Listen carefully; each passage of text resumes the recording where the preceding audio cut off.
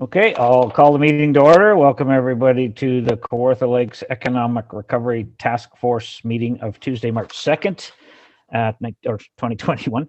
As I mentioned before, I don't think we'll be too long here today. I'm just trying to do a follow-up on a couple of things to get a bit of direction, further direction if possible. So I'll just ask for a motion to start for the adoption of the agenda if I can, please. Mover and a seconder. Moved by Kathleen, seconded by Pat O'Reilly. Anyone object to the adoption of the agenda? Seeing none, we'll consider that passed. Does anyone have a disclosure of pecuniary interest in anything on today's agenda? Seeing none, thank you. Minutes. The minutes from the draft minutes from December 8th was our last meeting of the task force. I know we've all diligently gone over them. Has anybody got any issues with anything in the minutes? Did you see that big mistake in there? Just testing, there wasn't one. Can I get a motion, please, for the adoption of the minutes? Receive and adopt. Moved by, come on, Andrew Vale, thank you. Seconded by Kathleen, thank you. Anyone opposed to the minutes? Those are passed. Okay, so I want to move into item 5, which is we took our for budget and stuff, we took the recommendations from the task force to council. Council adopted all of the recommendations from the task force. So I'm just going to go through some of them quickly, just as an update in case you didn't know. The first one was that the permit fees for park use, patios, and events in 2021 be waived, with forecasted reduced revenue identified in the 2021 budget. That was passed by council, so we'll be waiving the patio fees and the zoning, which was a second part of that. There was a bit of a zoning concern regarding, encroaching onto parking lots and stuff. And we've also that for 2021 as well. So that's gone through. The second one, that the downtown Fenelon Falls reconstruction project be included as a decision unit in the 2021 capital budget. It was included as a decision unit and it was passed by council. That work started yesterday in downtown Fenelon Falls. Their plan is to work from now till the May long weekend, take a break from then till Labor Day, and then pick up again from then till the end of the year to try to minimize disruption to summer traffic. So they're pretty excited up in Fenelon Falls. So that was a great recommendation that we were able to fund out of the 2019 surplus. We had a $3 million surplus from 2019, and council put it into a pandemic recovery reserve, and we were able to use a chunk of that, along with some of the funds from the Lindsay project. This year's project was under budget, their water and wastewater and their construction project, so we're able to utilize some of those funds as well. So a good one. That accelerated investment in our boat launches and trails for improved access and enjoyment be costed and included as a decision unit in the 2021 budget. That was done, that was passed, as came forward as a decision unit. Instead of, we were going to put off the boat launches this year just because of the capital pressures that we had to put off from last year. But what we did was we actually took what was forecasted for this year. We added 2 extra boat launches, and I'm happy to say there's 4 boat launches that'll be worked on this year, reconstruction. So that was certainly consider that accelerated investment in our boat launches. So good story there. That council supports the work of EORN and EOWC for the gig proposal. We continue to do that. The EOWC hard at lobbying the different levels of government. That work continues, and we certainly as a council are continuing to support that. The next one, the council directs staff to develop a cultural sector recovery grant program for 2021, which could be applied to operating costs for arts and culture, and report back to council on the scope of the program by end of Q1. That was done. That came back to council, and council put $100,000 into a program for the cultural sector for operating costs, and that is up and running, and I believe they're accepting applications at this time. If not right now, then shortly, and they'll be divvying that up to try and help out some of our organizations in that sector that are struggling. Council approve a modified extension to the Kawartha Lakes Innovation Cluster Pilot Program until December 31st, 2021 through in-kind support to provide specific support to high growth business to high growth businesses. That was passed. That was put through. That was done. So thank you for Rebecca for bringing that forward. And that was it. And the only other two that we had as far as the recommendations was an increase in garbage cans and frequency of waste pickup in our downtowns and major parks to be costed and included as a decision unit in the 2021 budget, and that portable washrooms and associated signage, directional signage in our downtowns and parks be costed and included as a decision unit in the 2021 budget. So that went through as part of our budget discussions, and that's the two items that I want to just get some feedback from the task force if possible. Council approved an increase from our pandemic recovery funds of $200,000 over and above our regular operating budget for those services. There's a level of service already in place for our downtowns and for our parks with washrooms. And what we're trying to do is not compare that level of service to 2020. We recognize we didn't hire any summer students in 2020 to keep our costs down. So the level of service was decreased at our parks and our downtowns and our boat launches. So what we're trying to do is that level of service will be brought back up to pre-2020 levels regardless. That is in the budget. This is a $200,000 budget item that we put forward on top of that. So what we're looking for is just some feedback on, how we feel we can do that, and give us a little bit of feedback on where, if there's any major areas or how you see a program or what you would like to see in the downtowns and some of our parks. We have identified some areas that need it. I'll just tell you what we're kind of throwing around as a bit of an idea for, whether it's extra garbage pickup in some of our downtowns, whether it's having a couple of students work as ambassadors who, have a vehicle and they drive, through some of our downtowns over the course of the summer, and some of the bigger downtowns, the Bob Cajun family, Fanland, maybe Omimi. And what they do is they look after the downtown and the major parks in that area, and they just sort of continue to do a loop all summer long. Be a great summer job, in my opinion. But and they can pick weeds out of the sidewalk. They can pick a can up off the street. If there's garbage overflowing, they make sure they have the capacity to empty it. And they really just go about as ambassadors for the city, keeping our downtowns and anything within the downtown area, as neat and tidy as possible. I don't want to give them I don't think we should give them a scope of work, and maybe that involves, some coupons for kids for an ice cream cone or something like that, and just have a little bit of fun with it, and give them a T-shirt to identify who they are. So that would be something that we're sort of throwing that idea around. But on top of that, it's really we have a lot of different communities. We can't do that in every community, obviously. So we're just looking. Craig Shanks is responsible. Community Services is responsible for our parks and our boat launches, and Public Works, Brian Robinson, are responsible for the majority of the downtowns, maintenance of our downtowns. So it's really, I've had a meeting with both of those and with Rebecca, and they're just looking for any direction we can give them, and then they will put a program in place within these funds that we have, and we'll do this summer as a pilot project, and we'll report back in the fall, and we'll see if we want to continue on, or we want to adjust it as we go forward. So what we're really looking for, and hope you have brought your ideas with you. We're just looking for some feedback. It's pretty informal, but sort of that gives you a little bit of background about what we're looking to do for the summer and why. I think it's important we get our tourists up here, and hopefully by spring and summer, the vaccines will start kicking in, and numbers will continue to go down. And instead of, having a discussion about whether we should be welcoming people up here from other areas, we can open up our doors and say, come on up and have some fun and enjoy Kawartha Lake. So in order to do that, we want to put some programs in place to make it as fun an experience as possible. And we're just looking for some ideas on how to do that. So that's all I have to say on the topic, and I'm looking for your ideas. Anybody have anything they want to offer? I'll try to go in order. I know all the hands are going up. Jill. Hi, Jill. Thank you. Go ahead. Hi, I have an idea for the comfort station concept, and that would be following a European model where there's a coin mechanism upon entry. Call it a loonie, call it a toonie, whatever. And it serves a couple of purposes. It allows to expand the budget a little bit more and provide something nicer than just a Johnny on the spot right, where there would be running water and a flush toilet. It also allows the city to quantify the demand for the service.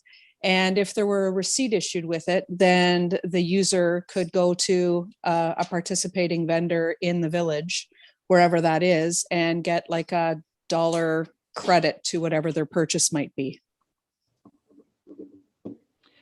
So you're suggesting, like, instead of putting a porta potty in our major downtowns, do something a little more upscale, charge a minimal fee for it, but have it as a better level of service as far as a washroom idea in a downtown. Is that what am I reading that right? Yes. Okay. Awesome. Saves our trees a little bit. Yes, it does. Any and it also, comment? Well, it also makes us more desirable, right? Because it's a little bit of a step up then, because a lot of the merchants don't want people going into their stores, right? If that's even a thing, I think it's just a very proactive approach to providing a nicer facility for comfort. Well, and I agree. And I think, we don't, obviously we don't need them to put them at every boat launch, but in some of our major traffic areas, the struggle has always been, do we build a washroom for, washrooms now, a small washroom with accessibility standards can cost $300,000, $400,000, $500,000 to build. And it's just not feasible to do. Or do we put a porta potty, and you sort of got the two extremes. And maybe this is something that's, that's a little bit in the middle and, sort of meets it halfway, still has a pleasant experience, as pleasant it can be for people, but it's not the same as going into an outhouse and, and doing what you have to do. So, yeah, and that's a great idea. Thank you. Any comments on that idea or any other ideas? Kathleen, go ahead. Yes, actually last week we received, I don't know if everyone in council received it or I received it because of attending a trade show. So we received information on those, and they're individual units and they can be plunked down, I guess, where there's the infrastructure. And again, they're pay to play, I guess, pay to use. And, they had all the things that we needed to be accessible as well. And they also, they're from Quebec. So, they're Canadian made. So I'll look through that and then send it off. Okay. Yeah. If you can find that, I didn't see that. If you can find it and send it to me, then I'll put it together as part of the package to send off to staff. But yeah, no, I like that idea. I think that would work really well in, maybe an Omemee, a Bob Cajun, and a Fenland Falls or something. And then we can do some things in some of the other smaller communities. So thank you. Anyone else? Councillor O'Reilly, go ahead. Thanks, Andy. Yeah, just to follow up on that, I was just wondering maybe to Jill, do we have any, where's the closest one? And I support the idea. I think it's a great idea. If there's one within a local distance around our part of the world. And secondly, I think when we have this young person and these students as ambassadors in our community, they'll do 2 or 3 or 4 jobs. And I think they'll probably also recognize there's some other things that need to be done as well, things we're not even thinking about. So I think it's a terrific idea for a young person to get a job. I just, is there any problem with staffing at all, Andy, and talking with Craig? No, well, we've got a budget for it. So, we don't have, we might be able to reallocate some students, whether it's within the economic development student budget or bring in some extra, there's the issue of vehicles. And unfortunately with COVID, we can't put 2 people in a vehicle right now.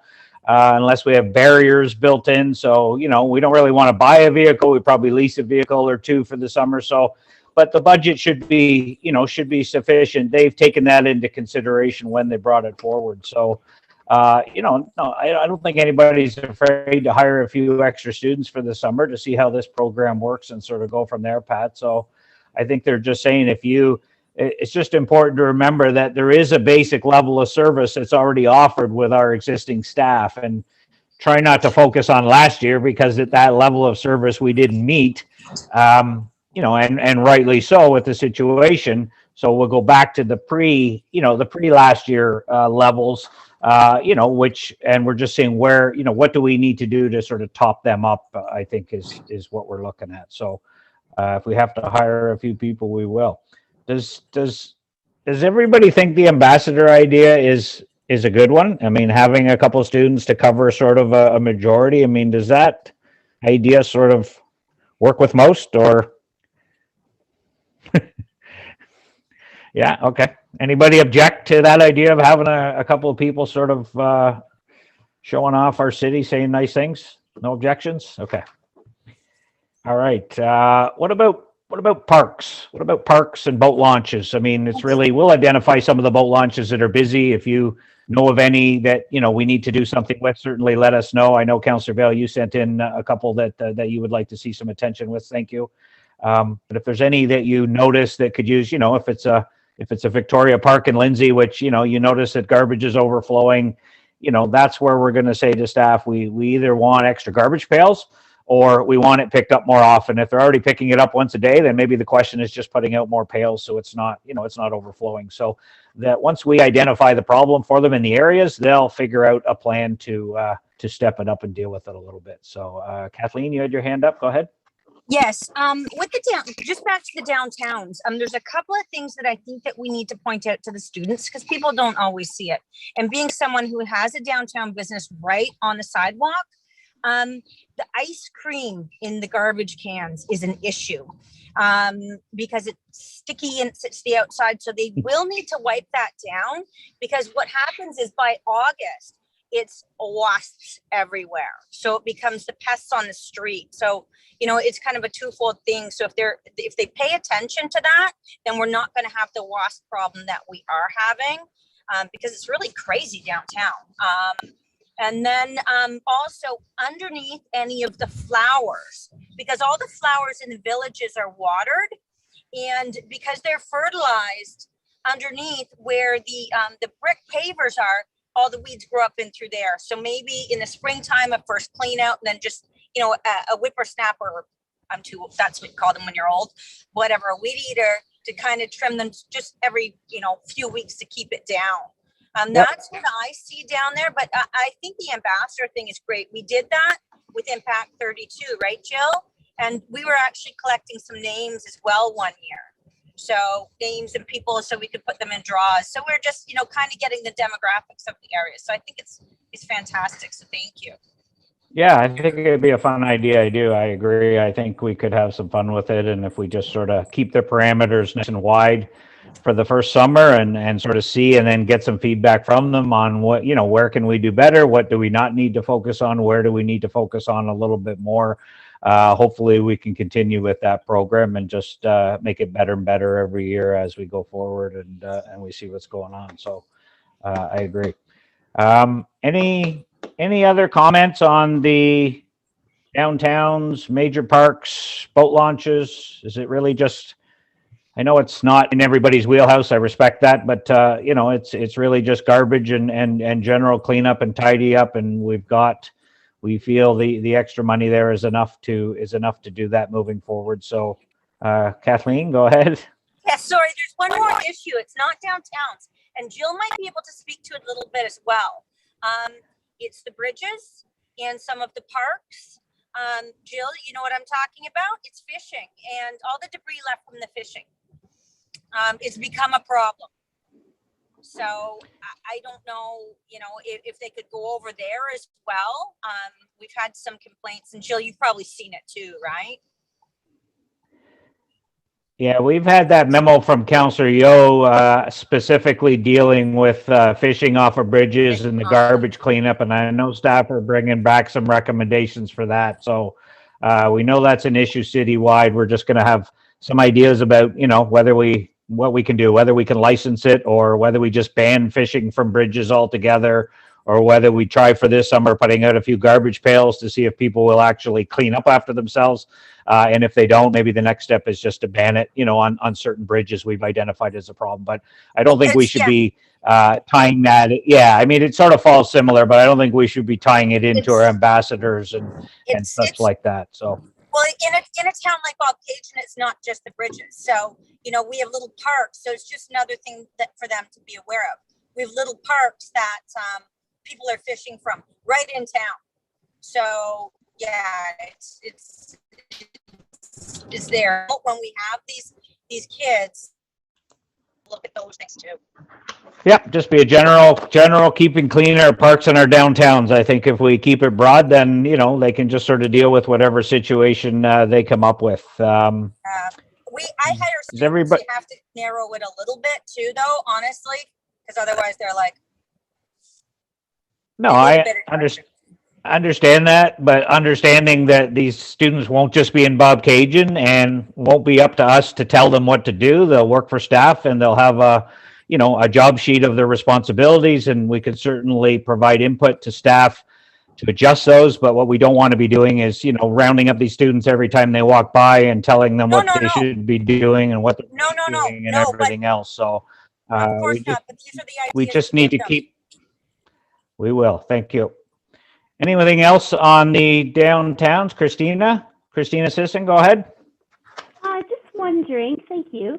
I'm just wondering if there's an opportunity with these coin-operated washroom facilities, comfort stations, if there's an opportunity to provide for some advertising, whether there might be some, you mentioned licensing in your last conversation, and that just sort of twigged to me. Is there an opportunity for some of our current business people to actually support this program and or get some, you know, advertising space?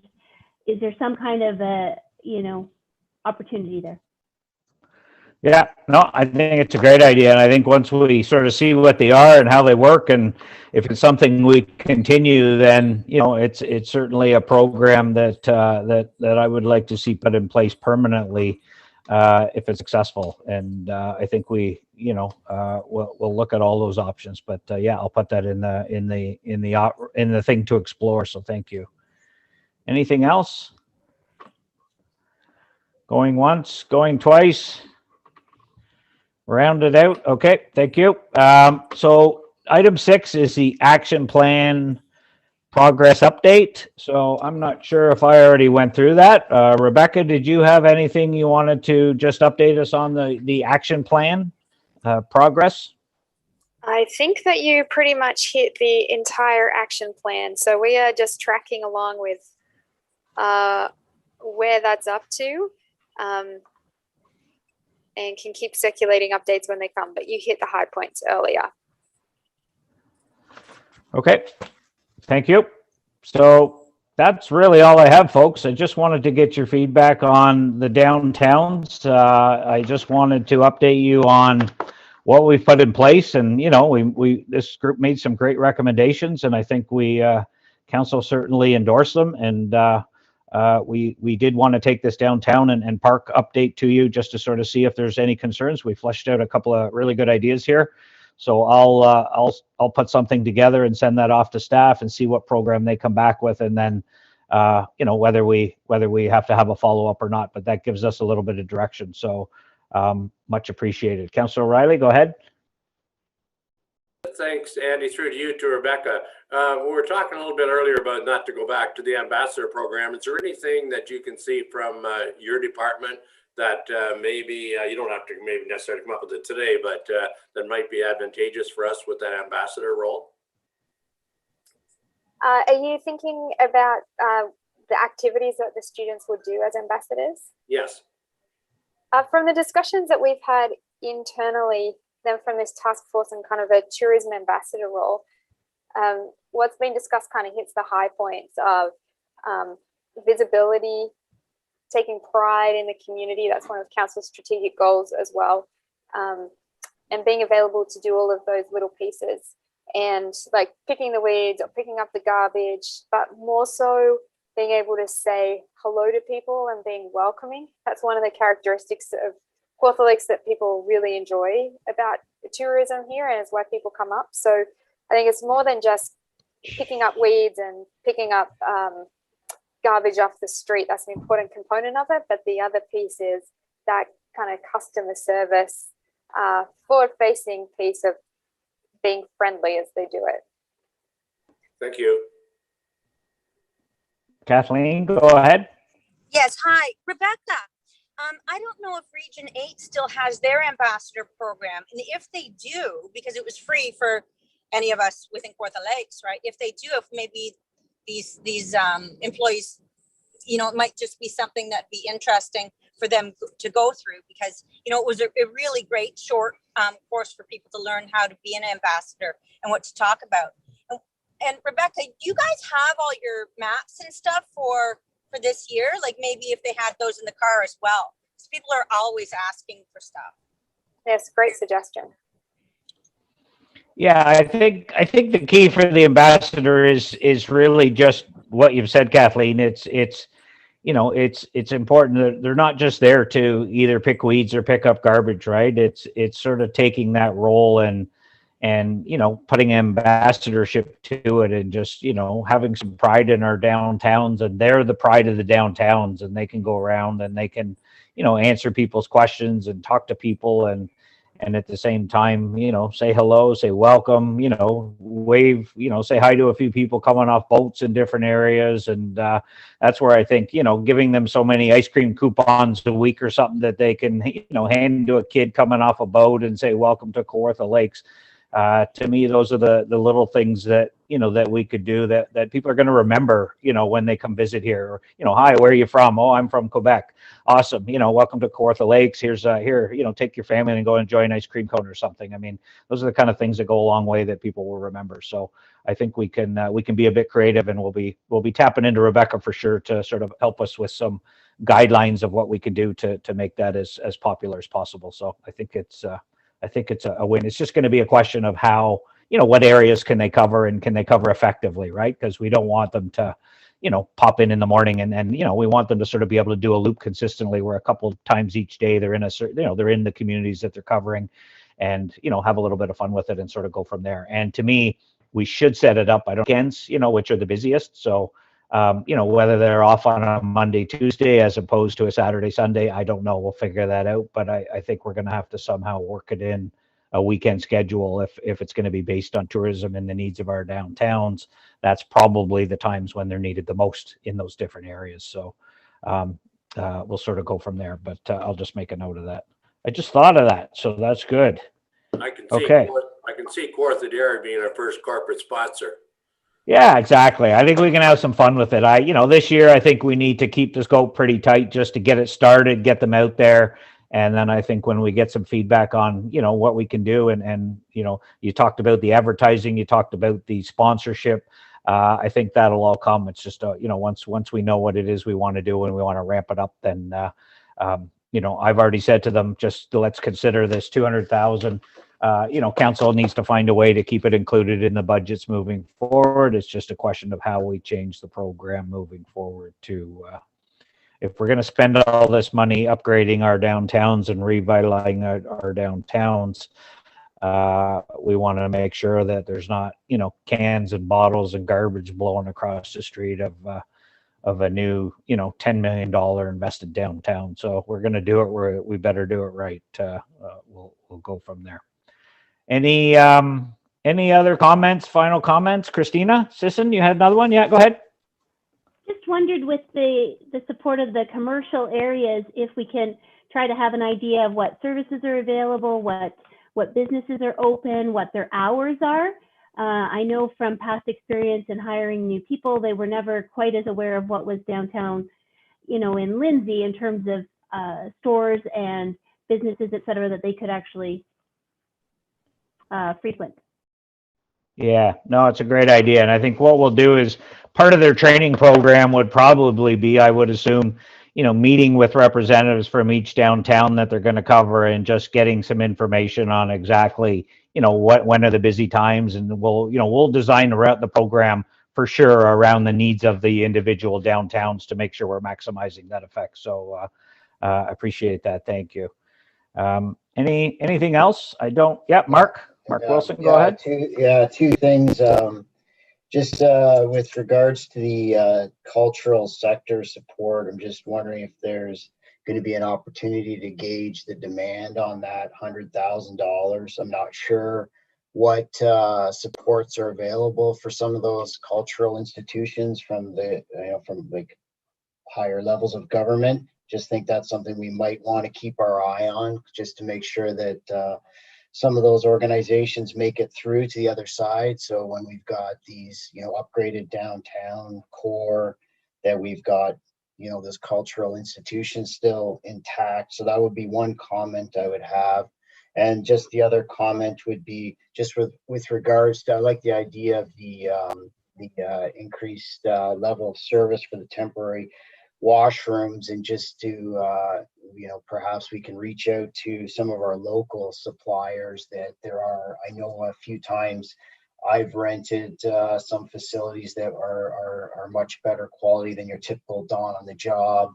And I shouldn't say Dawn on the Job. That's a brand, I guess. But porta potties, and just I know with some of the recent increased hygiene requirements from the Ministry of Labor, that those washroom facilities are continuing to improve. So there might be a local supplier. I won't name them all, but that might be able to provide something there. It might not have the coin operation, but there might be an opportunity to get some revenue from some advertising on the outside of the washrooms or something like that. So those would just be two comments I had. Yeah, no, appreciate that. And it's a great comment. The local suppliers for sure. I know you're right. I mean, I've seen them. I've been to outdoor weddings where they've had trailers, from some of the suppliers that are quite, running water and everything else. So I think there's a few different areas that we can look to make sure we'll certainly use local wherever we can. I don't know if Rebecca, you want to just touch base for Mark on the cultural. We put some terms of reference together that I think cover what you're talking about, Mark. We're expecting the uptake to be greater than the 100,000. Council does have money left in that reserve, but we wanted to start somewhere and see where it goes. There is criteria, and one of the getting money from other levels of funding, other levels of government was one of the questions that was asked. But maybe Rebecca can just touch on a few of those points to let you know that they're sort of off and running. Go ahead. Yes, we've been working, the ACDev team has been working closely with the cultural organizations, and there have been some grant funding from other levels of government that quite a few of our organizations have been able to tap into, which has helped offset some of it, but it's still pretty tough. So this model that was put forward to council is currently open for applications from our local cultural organizations, and is modeled off some of the programs that have come from the other levels of government that were really well received by those organizations, so by the cultural sector as a whole. So it's intentionally relatively simple to apply for it, so that we can hopefully get that money out the door to them quickly. And if the $100,000 is oversubscribed, council has delegated staff the authority to get that $100,000 out of the door using the terms of reference. If it goes over that, then we'll be coming back to council to get direction on what to do at that point in time. And that kind of flows back into the mayor's comment there. Yeah. Great. Thanks. That's great. Okay. Any other, Jill? Yeah, go ahead. I just had a couple comments about consumer confidence. The Shop Local campaign is well underway and effective, and I think the ambassador program is an excellent kind of dovetail into that. But we know that our urban centers are, disproportionately hit by this, so we can realistically anticipate that we're going to have an influx of people coming to our area. So we have the health unit going around and inspecting businesses. Is there an opportunity that once a business is inspected, that they have a sticker or something in the window that says, we're COVID compliant or something like that? Just so that people feel safer. And then it's the crowd control and managing expectation of people coming into the area, and the whole communication strategy around them and us. I'm a resident, you're a visitor. I should be here, you shouldn't. Because there's a lot of mixed message, and there's a lot of fear, as there's the possibility of the third wave, or the medical prediction that there will be a third wave. So all those sorts of things feeding into a communication strategy. Because I think it's important, like we're at occupancy. So we're now, it's March, and we're at occupancy. So we know that we're going to have a lot of people coming in the area. We know that there's within the boating world, there's a hierarchy of who's a better boater. And rental boats aren't, you know, perceptively thought of as being the better boater, even though quite often they are. So there's all that sort of language and mindset and that sort of thing. So how do we shape or guide the narrative in that so that we are the place to come to and we are consumer ready and consumer friendly? Yeah, I mean, yeah, I wish I had the answer for you. It's a great question. The health unit, for one, does their own thing. They're a provincial agency, and you know, we don't have a whole lot of say over, or you know, their inspections. They're probably going to continue. You know, a business that might be compliant on the long weekend in May doesn't necessarily mean they'll stay compliant. You know, as they get busier over the course of the summer. So I think we can expect them to continue inspecting. It would be nice if they, you know, went about it in a positive way. You know, which I think is what you're getting at, and I will certainly pass that on to the health unit when they do their inspections. You know, the communication strategy, I agree, and I don't know if anybody else has a comment, but Rebecca, you got your hand up, but let me just say real quick, you know, it's tough because we don't know where we're going to be in May. You know, we don't know where we're going to be in June, and as much as, you know, we want to have a strategy, and I think I said it before that you know, come May, come on up and enjoy the Kawartha Lakes. This is the safe place to be. We want you here. I get just as many calls, if not more, the other way saying, don't you dare invite people up here until everybody's vaccinated and this place safe. So, you know, I get those calls, Jill, every single day. And I get half saying, you know, what do we got in place to start welcoming people up here? Obviously from business owners and people that depend on that market. And I've got the other half calling me terrified that, you know, people are going to come up here from an area that's not as safe as ours, and you know, and bring the pandemic with them. So I don't. That's a tough one. That's a tough one right now. And hopefully, I put the message out there a couple of days ago on Global News that, you know, what we do in the next 2 months is going to determine what kind of a spring we're going to have here in summer in the Kawartha Lakes. You know, if we, you know, we get a sunny day and we all get stupid and go about our business like we're sick and tired of winter, like everybody is. You know, we're not going to be in the best shape come spring if we continue to hunker down and bunk down for the next couple of months. And that's the message I've been trying to tell people. I know you're tired. I know you're sick of this. So am I.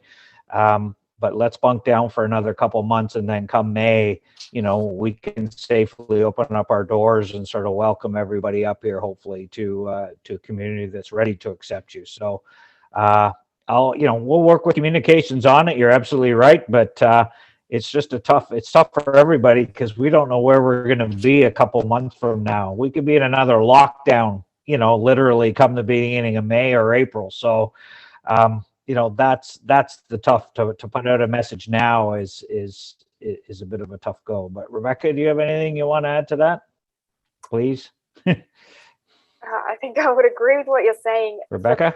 Oh. Yes.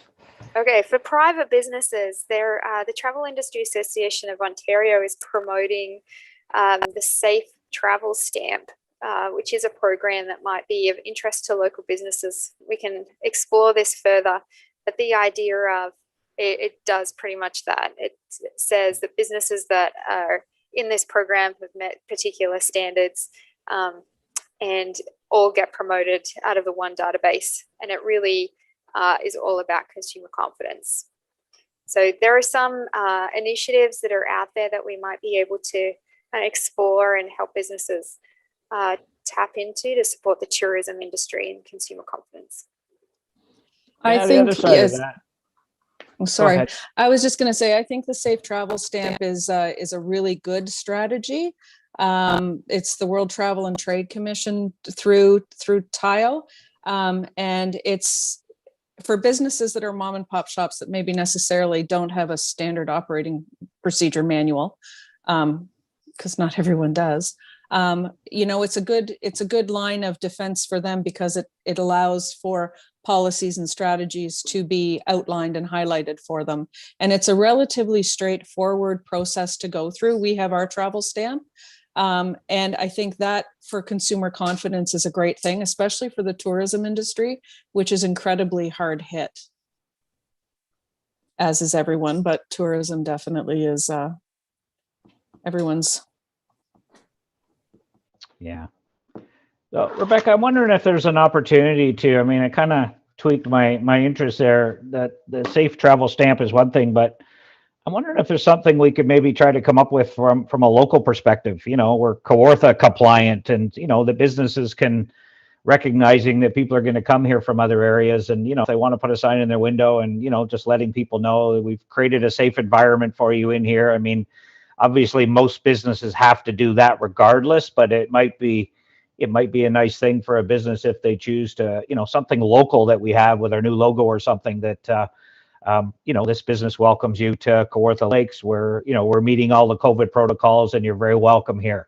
Something like that, that just, you know, people can, and then, you know, just as a little bit of promoting that, you know, we're doing our job up here to keep us as safe as possible, keep everyone as safe as possible. So I just wonder if we could look into that. I think that might be a nice add-on with the safe travel stamp to follow up on Jill's point. We can look into That'd that. be easy. That'd be easy to do. Yeah. Kathleen, go ahead. Yeah, so I spoke with Richard at the health unit last week or the week before, because I've had inquiries about people wanting to do the outdoor events. He said, you know, they don't know what at this point, but it could be possibly like last year, very similar to that. And just so everybody knows, there's more funding available, and the province is actually encouraging outdoor events to happen. So Celebrate Ontario has extended their funding and opened it up a bit more, and there's another funding arm available as well. So, you know, I'm sure that Rebecca has had a couple inquiries too. I know I've had 3 that want to still hold their festivals. So people are in the planning mode, but just holding back right now. Yeah, no, I agree. And I think the health unit, from what I understand, they're not, you know, you have to get sign off from the health unit, obviously, to do an event. And they're not approving them right now because they don't know, again, what situation we're going to be in come, you know, come May, June, July, when people want to host these events. But I agree. I think you're right. They're, you know, they're open to these events. I mean, the snowmobile races in Lindsay at the fairgrounds were, you know, were one good example. Not everybody was happy about it. But they got health unit permission. They had certain protocols they had to follow. They were being inspected. There was no spectators. It was, you know, I think it's going to be another tough year for events. I think if we think you're going to have your downtown sidewalk sales with thousands of people roaming around, you're mistaken. But I hope I'm wrong. But from what I understand, most people with most major events are really just looking toward 2022 at this point, and try to do something a little bit smaller and funner for this year to get through it, and then hopefully we're in better shape for next summer, next tourism season. So, anything else, guys? Appreciate the conversation. Good conversation. Anything anybody want to add? Okay. Well, I promised you we would. Christina? Yeah. Sorry. Is that your hand? Go ahead. I just wondered, on the theme of events, whether there's some kind of a passport system we could do, City Kawartha Lakes passport, for those events that are sanctioned or have the health and safety in place. Once we know what we can do, if there was some way to kind of promote those events, similar to your concept of the safe travel stamp type thing, if we had a type of passport encouraging the certain events that we already know we've extended some kind of support for. Rebecca, that's probably more in your wheelhouse than mine, but any comments? Yes, so we've kind of got 2 sets of events in the way that we promote them at the city. One would be community-based events, and that you see on the corporate calendar. The other one that on the city's website. The other one is the tourism-based events, and they're the events that the majority of the audience is intended to come from outside of Kawartha Lakes, more than 40 kilometers away. So this conversation has actually raised a really good point that we need to check in with the health unit and making sure the events that we are promoting on our websites are compliant and supporting those events organizers as they come forward and want them promoted. And then Christine, absolutely, I think that kind of ties in nicely to that conversation about how we support consumer confidence and support businesses in being able to help achieve that and meet the health unit requirements that they'll need to do. Awesome. Thank you. Okay, that's all I have for us. Any final comments before we? Nope. Okay, I just need a motion to adjourn then. Thank you very much for joining us today and for providing your feedback. Jill will move, second by Bjorn. Thank you. All in favor? Anyone opposed? Good, passed. Thank you. Have a great evening. Have a great day. And thanks for your time today. And we'll keep you